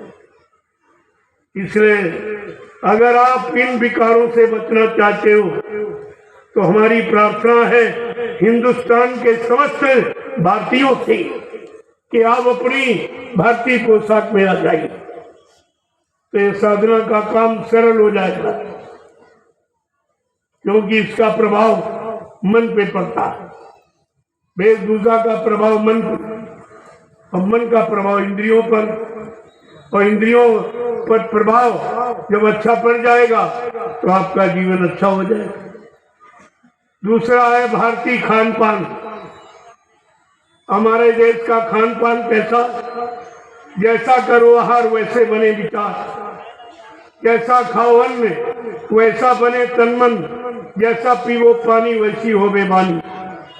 इस धार्मिक देश के लिए, ये भारत के लिए नियम लागू है। आहार से विचारों का जन्म होता है, और विचारों से तुम्हारी सोच अच्छी होती है, और विचारों से कर्म होते हैं, और कर्मों के अनुसार फल मिलता है। इसलिए तुम्हारा खान पान क्या है? सीजनल अनाज, सीजनल दालें, सीजनल सब्जियां, फल फूल मेवे, दूध मक्खन मलाई घी, इसको कहते हैं भारतीय आहार, भारतीय खुराक। ये अगर आप ये आहार करते रहते, आपके विचार अच्छे होते, आपकी सोच, आपके कर्म अच्छे होते, तो आप देश सुखमय शांति, आपका पारिवारिक जीवन, सामाजिक जीवन, व्यवहारिक जीवन सब सुख शांति में व्यतीत होता। कोई कष्ट, कोई मुसीबत, कोई बीमारी तुम्हारे तरफ नहीं आती। लेकिन आपने ये कुछ नहीं किया। अंग्रेज तो चले गए, अंग्रेजियत छोड़ गए, अंग्रेजियत छोड़ गए। जब यहाँ से गए तो गांधी महात्मा से कह के गए, देखो मैं तुम्हारे देश से कुछ नहीं लिए जा रहा हूँ, लेकिन ऐसी छाप छोड़ के जाऊंगा जो भारत 300 वर्ष तक अपना सुधार नहीं कर पाए। ऐसी वेशभूषा में आपको बांध गए। अरे वो ठंड प्रदेश है, उधर ठंडी ज्यादा पड़ती है, और तुम्हारा गर्म देश है। तुमको वस्त्र व वस्त्र, ये जीन्स पैंट, ये सबसे जो गंदा कपड़ा होता है उसको यानी काट काट कतर कतर के बुन के बनाए, तो कितना महंगा, तो इतना मोटा है, न शरीर में हवा जाएगी, न प्रकाश जाएगा, और तुम्हारा शरीर बीमारियों से युक्त हो जाए। ये पैंट पैंट पतलून, ये अंग्रेजों की पोशाक, वो इंग्लैंड उधर ठंडी हमेशा पड़ती, उनके लिए ठीक, लेकिन आपके लिए ठीक। आपने उनकी नकल की है, वही विकार तुम्हारे अंदर, क्योंकि वो सब भोग भूमि है, आप योग भूमि में रहते हो। लेकिन भोग भूमि की जब नकल की, खान पान की नकल की, ये अंडा और मुर्गा, ये मांस और मतलब शराब, ये जितने भी नशे, ये गर्म ठंडे प्रदेश, और आपने जब से अपनाया तुम्हारी बुद्धि पागल हो गई। अब तुम माँ बहन बेटी बहू की पहचान भी नहीं कर सकते। ये जघन्य अपराध, ये पाप तुम्हारा इस गंदे खान पान के कारण, ये आपका भोजन नहीं। तीसरी बात है आपकी भाषा। हम हिंदुस्तानी हैं, हमारे देश की हिंदी और संस्कृत ये शुद्ध भाषा, इसमें कोई गंदगी नहीं, बिल्कुल पाक साफ निर्मल। संस्कृत को देववाणी की देवताओं की भाषा, देवताओं ने इसी भाषा का प्रयोग किया। जिसने तपस्या भक्ति की उसको इसी भाषा में आशीर्वाद वरदान दिया। ये देववाणी कही। आपने अपनी शुद्ध भाषा देववाणी को तिलांजलि दे ली और अंग्रेजों की अंग्रेजी भाषा को ली। अब तुम दूसरों की भाषा बोलते हो, दूसरों का पहनावा पहनते हो, दूसरे का भोजन करते हो, तो तुम भारतीय कहाँ हो? तुम अंग्रेजी, तुम अंग्रेजों के गुलाम। आज भी गुलाम हो, क्योंकि गुलामी आपने पहल रखी। सब गुलामी कर हमारे भारतीय वेशभूषा जो संत महात्मा ऋषि मुनि की बताई हुई धोती कुर्ता, कमीज पैजामा, टोपी और पगड़ी और लंगोटी संयम का प्रतीक, ब्रह्मचर्य का प्रतीक है। और कहीं से ब्रह्मचर्य सुरक्षित नहीं रहता। वो लंगोटी पूरा परिचय देती। मैंने 15 सितंबर 2023 को यही संकल्प लिया और हिंदुस्तान में इसके प्रचार के लिए मैंने घोषणा की। अगर आप सच्चे भारतीय हो, अगर सुख शांति चाहते हो, न्याय सुरक्षा रोजी रोटी चाहते हो, तो आज हमारी प्रार्थना हिंदुस्तान के समस्त लोग यानी स्वीकार कर रहे हैं कि आप भारतीय वेशभूषा में आ जाओ। कुर्ता, धोती, कमीज पैजामा, टोपी और पगड़ी और लंगोटी, आप इसमें आ जाइए। देखो सुख शांति कैसे तुम्हारे पास आती है और तुम्हारा शाकाहारी भोजन, शाकाहारी हो जाओगे, बीमारियों से बच जाओगे। कोई भी बीमारी तुम्हारे पास नहीं आएगी। आवाज बीमारियों का तो बड़ा धुआंधार हो रहा है। कोई ऐसा नहीं जो बीमार न हो, तो फिर भी आपकी समझ में नहीं आ रहा ये बीमारी हमारे पास क्यों है।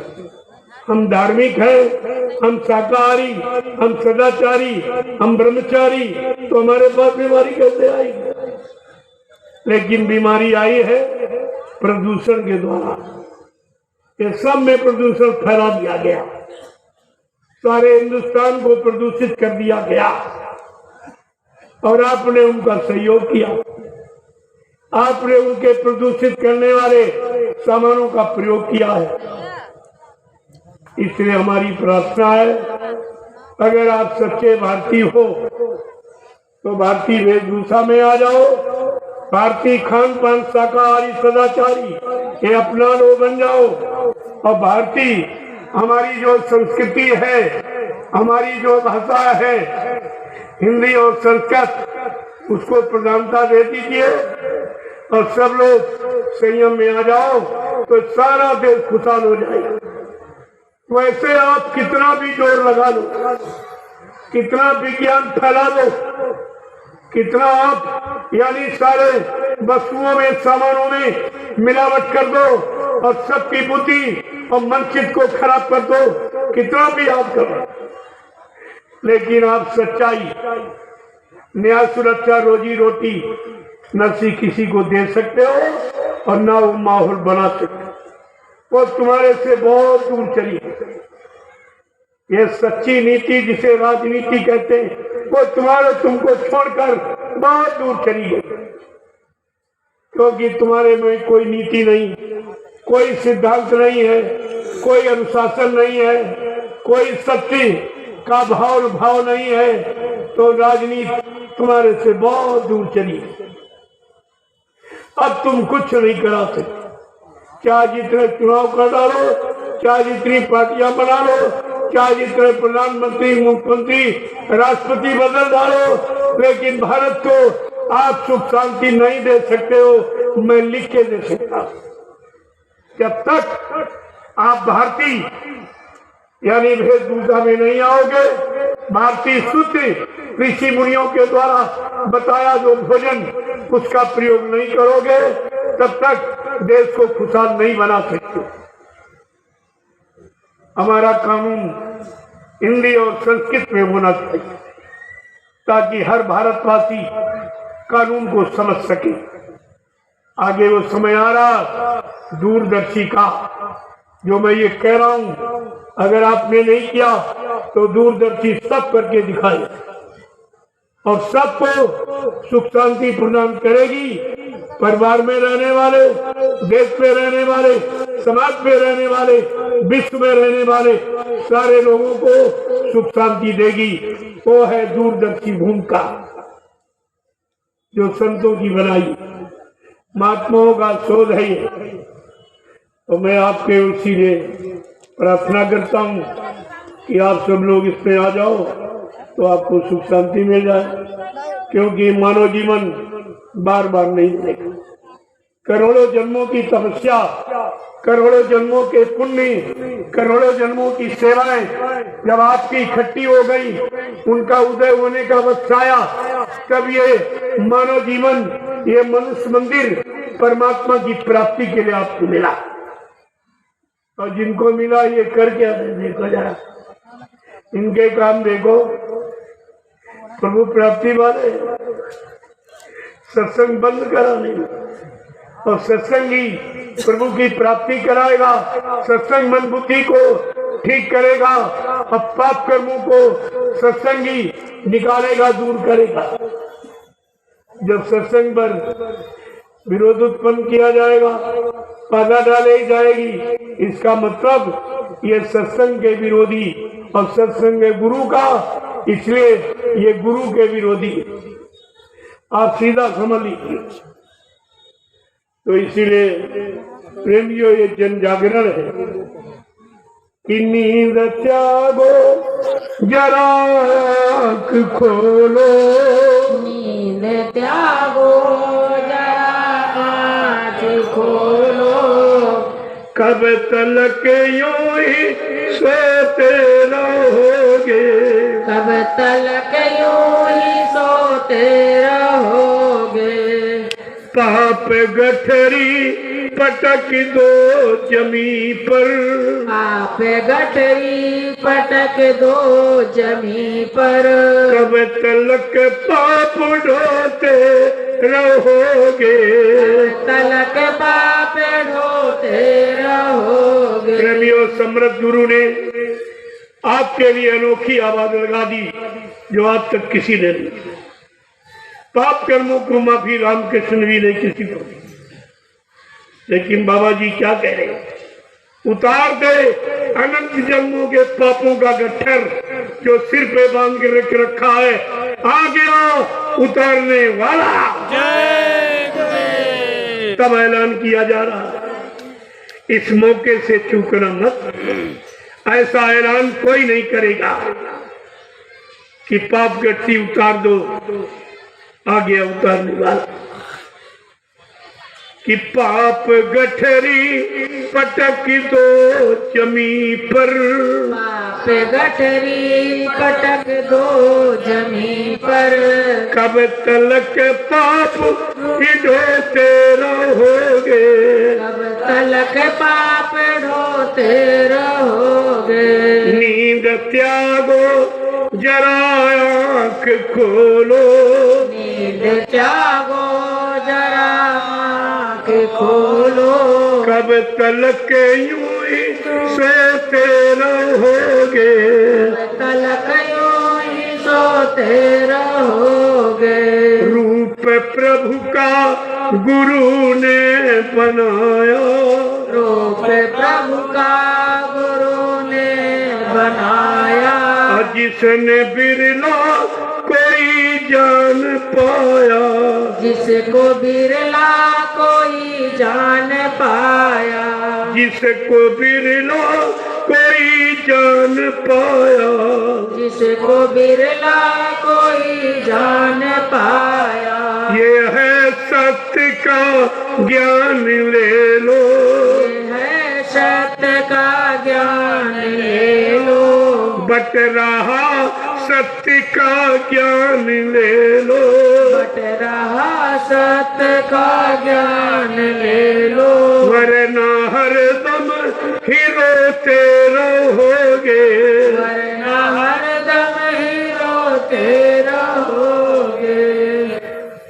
नींद त्यागो जरा आँख खोलो, नींद त्यागो जरा आँख खोलो, कब तलक यूं ही सोते रहोगे, कब तलक यूं ही सोते रहोगे। भेद प्रभु का गुरु ने दिया है, वेद प्रभु का गुरु ने दिया है, और जिसने समझा वो अपना लिया है, जिसने समझा वो अपना लिया है। ये है मुक्ति का मार्ग ले लो, ये है मुक्ति का मार्ग ले लो, वरना आते ही जाते रहोगे, वरना आते ही जाते रहोगे। नींद त्यागो जरा आँख खोलो, नींद त्यागो जरा आँख खोलो, कब तलक यूं ही सोते रहोगे, कब तलक यूं ही सोते रहोगे। तुम हो चंद रोजा मुसाफिर, तुम हो चंद रोजा मुसाफिर, तुम हो चंद रोजा मुसाफिर, तुम हो चंद रोजा मुसाफिर। कोई रहने न देगा यहाँ पर, कोई रहने न देगा यहाँ पर, जिनको अपना बनाया है तूने, जिनको अपना बनाया है तूने। कोई तुमको न अपना कहेंगे, कोई तुमको न अपना कहेंगे। नींद त्यागो जरा आँख खोलो, नींद त्यागो जरा आँख खोलो, कब तलक यूं ही सोते रहोगे, तब तलक यूं ही सोते रहोगे। सतयुग आने का गुरु ने पीटा ढिंढोरा, सतयुग आने का गुरु ने पीटा ढिंढोरा, कलयुग जाने का कीना इशारा, कलयुग जाने का कीना इशारा। दुनिया वालों समझ लो इसे तुम, दुनिया वालों समझ लो इसे तुम, वक्त की मार खाते रहोगे, वक्त की मार खाते रहोगे। नींद त्यागो जरा आँख खोलो, नींद त्यागो जरा आँख खोलो, कब तलक यूं ही सोते रहोगे, तब तलक यूं ही सोते रहोगे। पाप गठरी पटक दो जमी पर, पाप गठरी पटक दो जमी पर, कब तलक पाप ढोते रहोगे, तलक पाप ढोते रहोगे। प्रेम से बोलो जय गुरुदेव, जय गुरुदेव। नाम किसका? प्रभु का, प्रभु का प्यारा नाम। जय गुरुदेव। उपस्थित सत्संगी प्रेमियों, ग्रामवासियों, धर्म प्रेमियों, एक समय बड़े सौभाग्य से मिलता। रोजी तो रोजी कमा लेते हो पेट भरने के लिए, कोई तो ऐसा वक्त निकालो उस आखिरी दिन के लिए, क्योंकि एक दिन हमें आपको चलना, ये शरीर छोड़ना पड़ेगा। चाहे जितना सजा लो, खिला पिला दो, लेकिन एक दिन छोड़ना पड़ेगा, क्योंकि हमारा सबका समय निर्धारित है। इस मनुष्य शरीर में रहने का समय सबका निर्धारित है, बस उतना समय आप लोग इसके बाद। इसलिए कहा कि प्रभु का कुछ भजन करो, जो तुम्हारे साथ जाएगा प्रभु का भजन। बाकी सामान यही छूट जाएगा। चाहे जितने मकान बना लो, दुकान बना लो, खेती जमीन, मतलब यानी परिवार, बाल बच्चे, रुपए पैसे, धन दौलत, लेकिन ये साथ नहीं, ये सब यही छीन लिया जाएगा, रखवा लिया जाएगा कि हम आप माँ के गर्भ से नंगे और अकेले पैदा हुए, ना कोई साथ लाए हो ना साथ ले जाओ, नंगे आए हो नंगे ही जाओगे। जब कुछ साथ लेके नहीं जाओगे तो ये चोरी है, डकैती है, छीना है, जब्ती है, झूठ है, छल है, कपट है, बेईमानी किसके लिए करोगे? यही तुम्हारे कर्मों का बोझा जो सिर पे लाद लेते हो। फिर इसके लिए आपको 4 खान 84 लाख नरकों की योनियों में जन्म लेकर इस कर्म कर्जों को पूरा करना पड़ता। इसलिए संत महापुरुषों ने कहा, अरे शरीर में श्वास रहते रहते अपनी जीवात्मा का कल्याण करो, इसमें समय निकालो, गमाओ मत, समय से अच्छी पूंजी कमाओ, नाम की पूंजी कमाओ। ये इंद्रियों से, शरीर मन बुद्धि से जो कमाते हुए तो शरीर की पूंजी, रुपए पैसे, धन दौलत, सामान जमीन, लेकिन आत्मा से जो नाम की कमाई की जाती है ये आत्मा की पूंजी है, जो पूंजी आत्मा को नरकों में जाने से बचाती। इसलिए समय निकालकर घर गृहस्थी परिवार में 1 घंटा सुबह 1 घंटे शाम को आत्मा के घाट पर बैठकर हमें आपको प्रभु के नाम की कमाई करेगी। जो कमाई आपके साथ जाएगी आपकी जीवात्मा को नरकों में जाने से बचाएगी। काम तो ये करना चाहिए, लेकिन जो बेचारे सत्संग से दूर है, सत्संग से के नजदीक ही नहीं है, सत्संग बच्चों को जानते नहीं है कि सत्संग का मतलब क्या है, सत्संग किस लिए महापुरुषों ने रखा, उनको इसकी कोई जानकारी नहीं।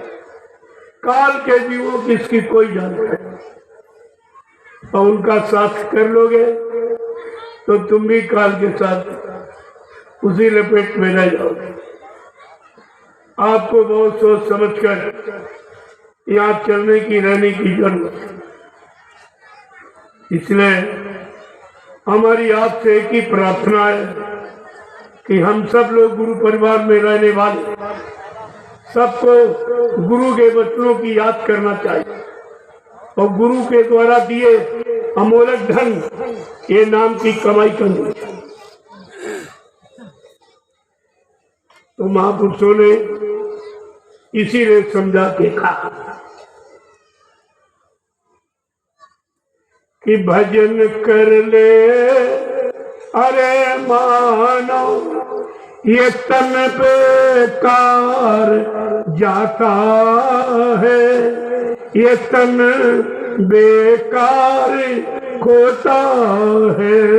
भजन कर ले अरे मानो ये तन बेकार जाता है, ये तन बेकार खोता है।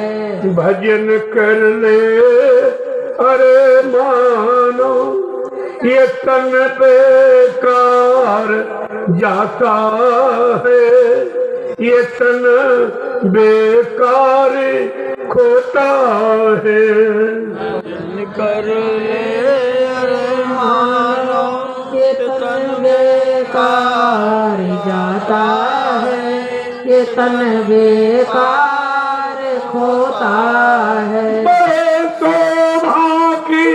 से तुमको मिली ये दे मानुष की, बड़े सौभाग्य से तुमको मिली यह देह मानुष की। क्यों गफलत नींद में सोता, क्यों गफलत नींद में सोता, भजन से जी चुराता है, भजन से जी चुराता है। क्यों गफलत नींद में सोता भजन से जी चुराता है, भजन से जी चुराता है। भजन कर ले अरे मानो ये तन बेकार जाता है, ये तन बेकार खोता है।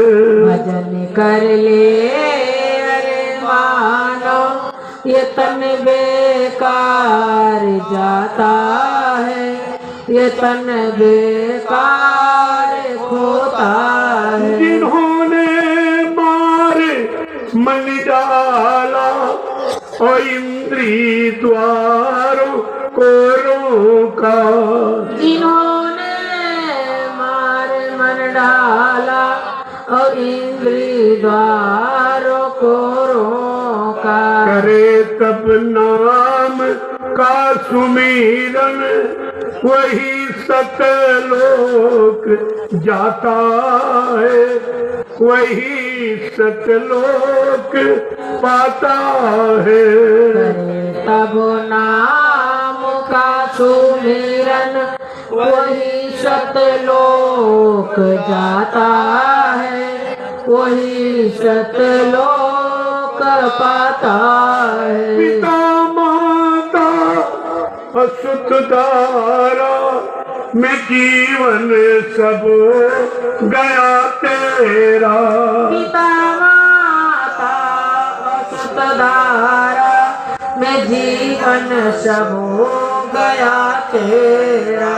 इसी जड़ता की ममता में ये पूंजी क्यों लुटाता है, ये पूंजी क्यों गंवाता है।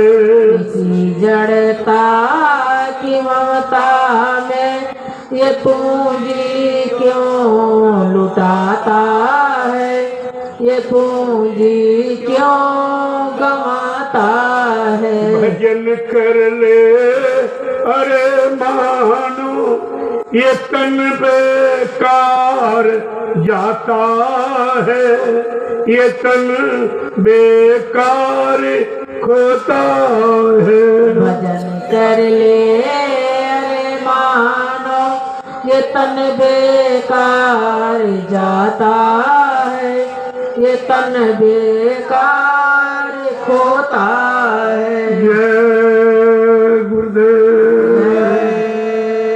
जय गुरुदेव, जय गुरुदेव, जय गुरुदेव, जय गुरुदेव, जय गुरुदेव। जय गुरुदेव नाम किसका, प्रभु का, जय गुरुदेव नाम किसका, प्रभु का, जय गुरुदेव नाम किसका, प्रभु का, प्रभु का प्यारा नाम। जय गुरुदेव। अब आप लोग खड़े हो जाओ, खड़े हो जाओ प्रेमियों, समय ज्यादा हो गया, आपको घरों घरों जाना है, इसलिए मैं यहीं से आज के सत्संग का विराम दिया। जो बचा है अभी कल परसों आपको सुनाऊंगा। 6 तारीख तो सत्संग, 7 तारीख को एक अनोखा कार्यक्रम जो आपने कहीं किया नहीं होगा, कहीं सुना देखा नहीं। वो 7 तारीख को कन्या पूजन और ग्रामवासियों को निमंत्रण।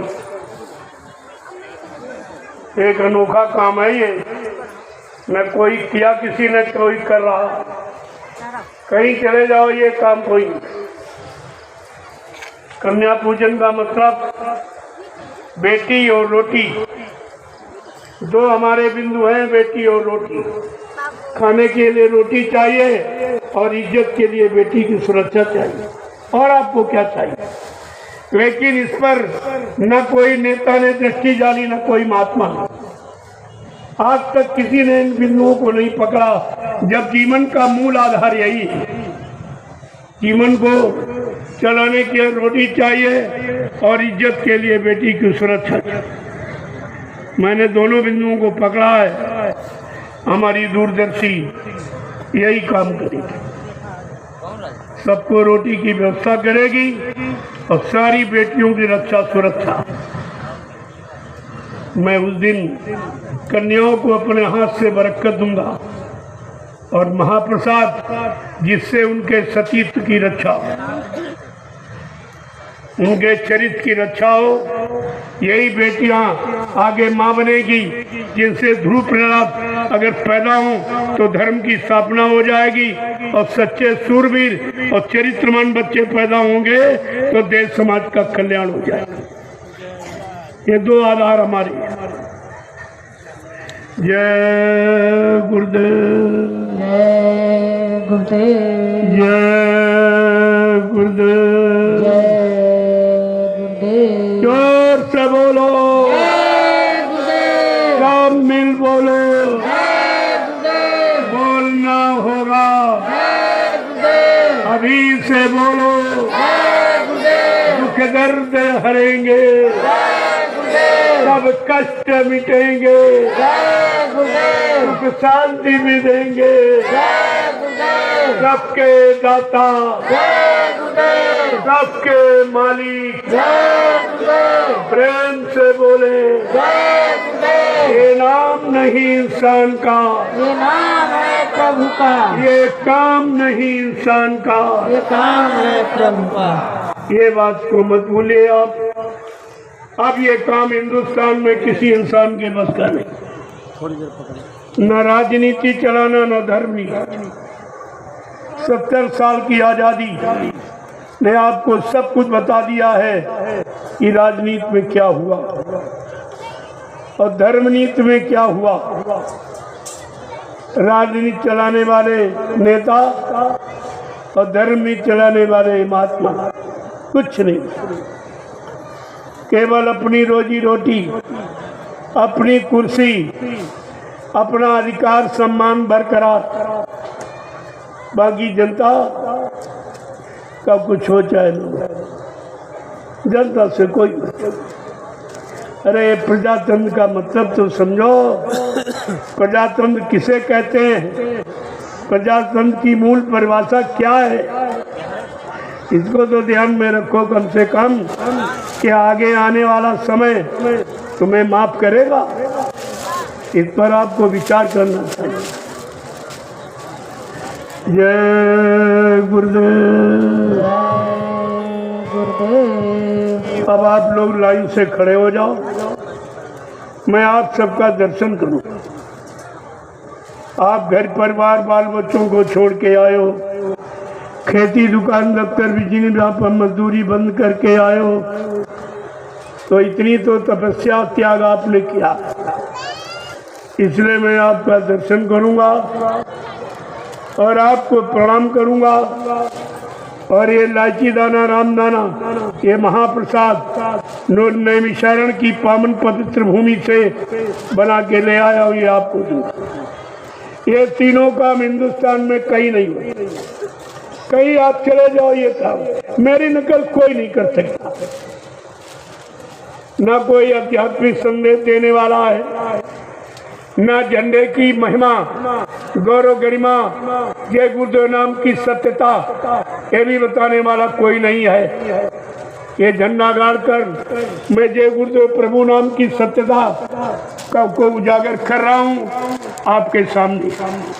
इसकी परिक्रमा करें, इसका लाभ देखें आप।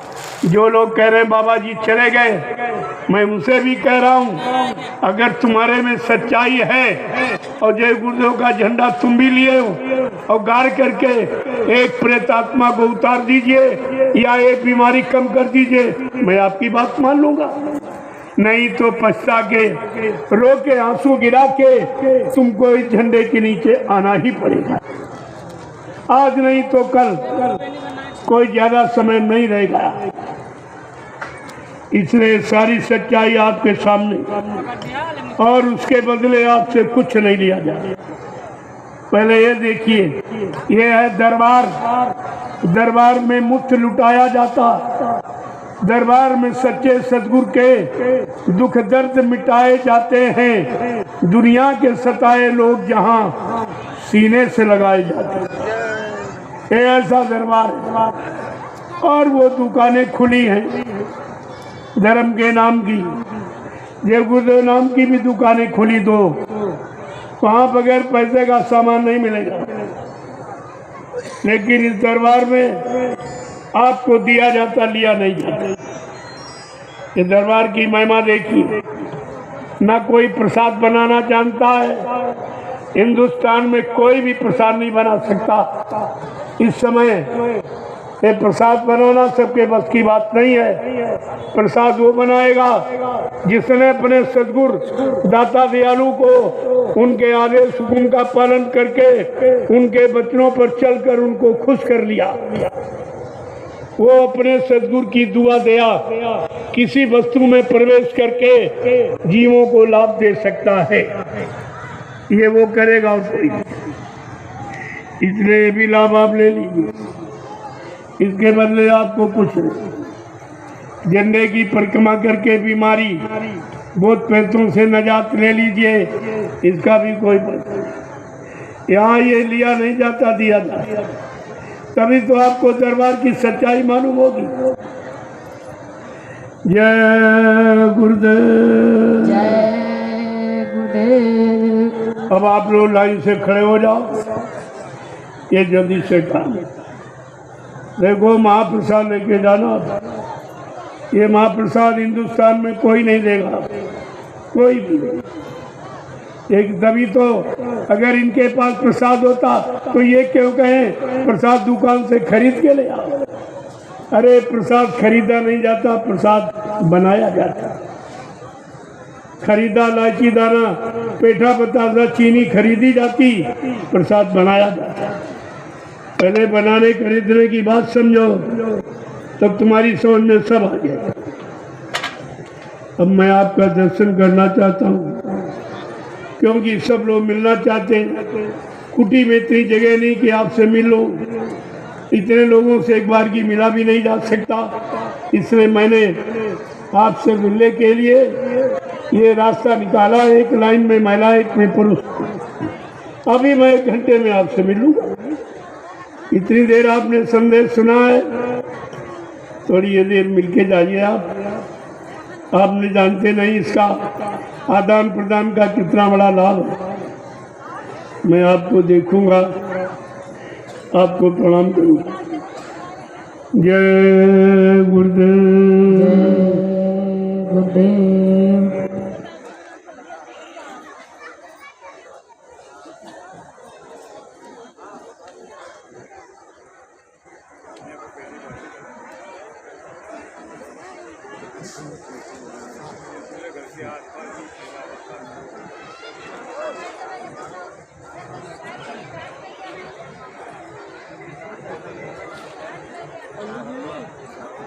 अकेले आए हैं, अकेले आए, किसी को साथ बुलाना चाहिए। अरे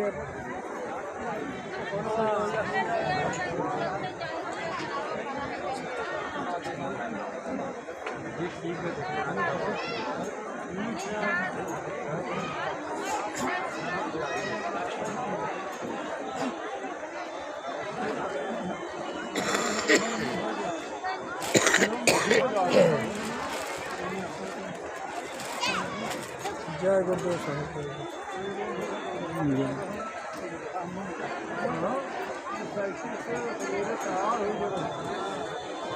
तो पूरा कार्यक्रम कर रहे हैं। हाँ, अभी तो आगे चलेगा। हाँ।